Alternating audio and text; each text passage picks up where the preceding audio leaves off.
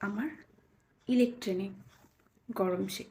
তবে কোন ব্যথায় গরম সেক দিতে হয় আর বরফ সেক দিতে হয় জানা আছে কি? না জানা থাকলে জেনে রাখুন। বাত ব্যথায় গরম সেক, পা ফুলায় বরফ সেক, কোমর ব্যথায় গরম সেক, ঘাড় ব্যথায় গরম সেক, পেশি টানে বরফ সেক, আর রগ টানে বরফ সেক দিতে হবে।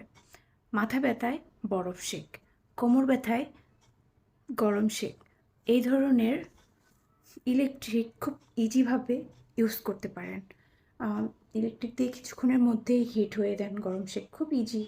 সবারই হয়তো কম বেশি বরফ সেক এগুলো ক্যারি করলে খুবই ওষুধ ছাড়া আমরা সমাধান পেতে পারি। সো বা মেয়েদের পিরিয়ডের ব্যথায় অনেক ভোগান্তি হয়, যেটা আমরা গরম সেক দিয়ে খুব ইজিলি ওষুধ ছাড়াই ট্রিটমেন্ট করতে পারি।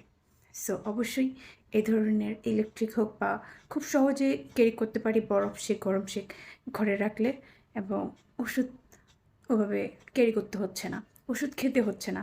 আমরা খুব অল্প খেতেই ওষুধের উপর নির্ভর হয়ে যাই, যেহেতু কম ওষুধ ইউজ করি বা ওইটার উপর খেয়ে না হই, তার জন্যই। জেনে রাখুন, কাজে লাগবে। আর বন্ধুবান্ধবকে শেয়ার করতে ভুলো না কিন্তু। Bye bye.